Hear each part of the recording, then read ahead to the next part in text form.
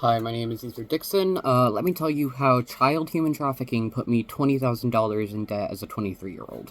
Me being trafficked. I was married to Soren El Daco, unconsensually as a minor, after being drugged and sexually abused by this person. No child can consent to being drugged while having sex, and no child can consent to putting around 30 needles in their fucking chest, completely untrained. After the trafficker was 18, she took me across state lines without my parental figures knowing and took child porn of me without telling me until after. I stay in this cycle of abuse off and on until 2023 when I moved down with the trafficker to Austin. Before this, the trafficker starts sex trafficking me to other people. That turned into her having access to over all of my savings and then not giving it to me unless I paid her directly for rent or was using it to directly pay her back for something that I owed her. I was not allowed to access it.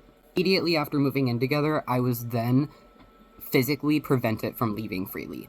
Regularly. During streaming episodes where this trafficker acted like they were not living in reality. If I had to defend myself or her abuse got severe enough that I had to leave or I was able to get past her to leave more realistically, she would call the cops on me. That landed in me being arrested after she had an episode and wiped cat shit across my face and I attempted to defend myself. During that, she broke my phone and did other various things. I tried to defend myself after getting cat shit wiped across my face because I was crying on the floor and the trafficker was angry that the kitchen wasn't clean. I tried to defend myself. She ends up on top of me, beating me, and instead of hitting her back because I didn't want to hurt her, like genuinely, I still don't. I think this person needs severe mental help, and I don't give a fuck on how that happens now. I ripped her shirt because I knew the shirt was something she cared about, and she claimed that I beat the fuck out of her and did a whole bunch of other shit while she prevented me from leaving and broke my phone after wiping cat shit on my face. That was the first time she got me arrested. The second time was after I had sent a message formatted like a couples therapist told me to. It was asking to set a time later in the week to have a potentially hard conversation. And because I sent a message, she didn't read it, she starts going off and having an episode in the bathroom I was in. She joins me while I'm on the toilet and starts screaming at me and will not listen to me asking her to stop screaming or to leave the room. Because I'm asking for either one of those things. I want both of those things. But I'm asking for one of those two things to happen. Neither are. At a certain point, after a couple of minutes of me the only engagement I have is asking her to leave. She continues screaming and I start recording my face. And after I start recording my face, it gets worse. She comes and screams and grabs my phone, like snatches my phone out of my hand. I attempt to get my phone back and she starts fighting me over it. And that cultivates in me being strangled while I have my phone underneath my back while I am begging this person to breathe for approximately 2 minutes. It was at least 30 seconds where I couldn't get full words out and I was just repetitively asking this person, like, please stop, can't breathe, like that type of stuff. And this person was just repetitively hitting me. She then gets pepper sprayed, and after she gets pepper sprayed, she strips and then goes to the neighbors and then tries to get help. And claims that I did shit to her that I could not do because of my physical disability. That same physical disability that prevented me from getting her off on top of my chest when my life depended on it. I passed out. I didn't know I passed out. I just came to, and she was a little bit away from me. She had me on my side. She had gotten the phone. She dug the phone from my unconscious body, and she was sitting on it. And I came to. I also didn't know I was strangled when it happened because I thought strangulation meant her hands had to be around my neck, not she was willingly putting her knees on my chest, preventing me from breathing knowingly. I didn't know that counted as strangulation. I thought that was choking after the fact. I did tell the officers what happened and showed them videos, but because my phone was broke, they didn't believe me, nor did they ask me to send it to somewhere safe, and because of that, the trafficker got on my phone and deleted 3 out of 5 of the videos. There could have been 4 videos, but deleted multiple videos. They believe they deleted all of the videos of that day, because I recorded them instead of hitting them back when they started assaulting me while they were dragging me and shit. I started to record them during the abuse, and a few weeks after, while they were still drugging me and sexually assaulting me, They got on my phone and deleted it, and then my shitty state lawyer belittled me for continuing to be with the trafficker while I asked to submit my phone for forensics evidence. I'm getting a new lawyer. That's part of why I'm $20,000 in debt. I was supposed to go... A lot of stuff happened after that. A lot of trafficking, a lot of drugging, a lot of threatening to kill me. Threatening to kill me was done by the trafficker's stepdad, Keith Wooldridge, after Aldako created an episode where she got a reaction out of me. That is quite literally what it is. There are 7 minutes of her abusing me leading up to her getting into my face and me reacting from that. After that happened, her dad threatened to kill me. He was throwing shit around his bathroom, screaming he was going to shoot me between my brows. I climbed in bed with the mom while she was screaming at him to stop.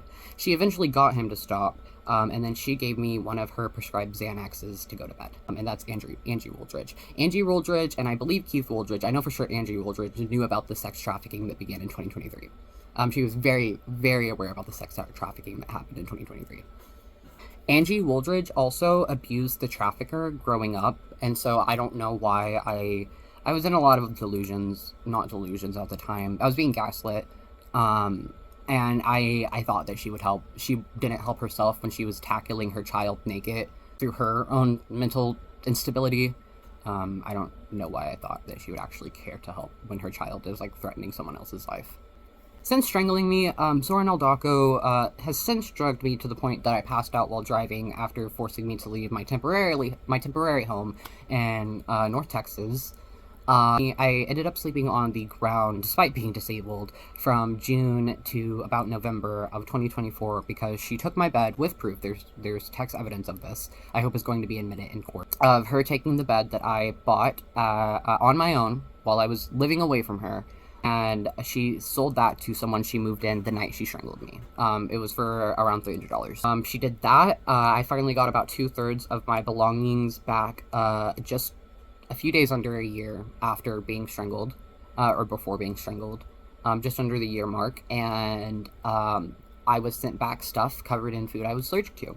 A lot of my art supplies were covered in gluten. I have that all bagged up. And then since more recently going through bags, I have found a, like, trash Wendy's bun, I believe.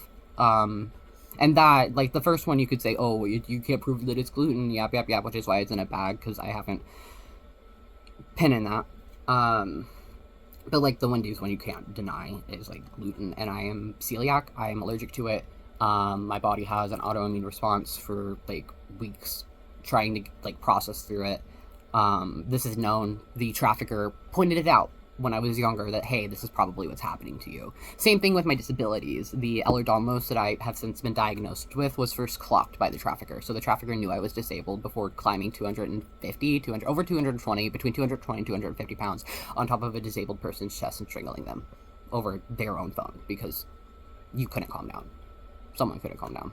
Because I started openly talking about what happened to me online, which I would like to note is not defamation, and if any of this were lies, I would be sued for defamation. The fact that the trafficker is trying to claim that me posting videos of me being abused is porn of her, and stalking her, and just breaking other random fucking shit that she lied to get to begin with, is proof that I am telling the truth. If I was not telling the truth, I would be getting in trouble for saying this. I have proof, I have video evidence backing this up, for everything. I spoke out online, which led to me realizing the fact that I have been being trafficked since a minor from this person and into this family. She filed a false police report again, saying all of that bullshit over me. Her stalking my social media, and seeing that I posted, I finally talked about my experience. I'm still going to talk about my experience. I think that it is extraordinarily important, and I think that I never thought I was going to get out of this. I never thought that the person I love would get this bad, and I think that I can be a light for other people.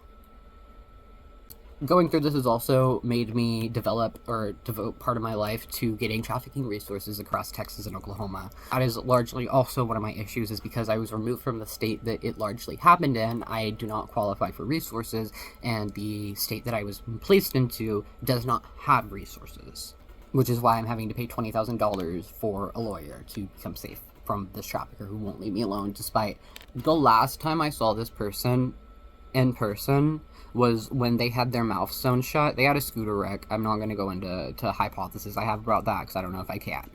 They had a scooter wreck. They had their mouth sewn shut, and they called me first to go down. During that, I also had to go down for court for the bullshit that they lied about. But during that, they begged me to move in with them. They kept trying to force me to kiss them.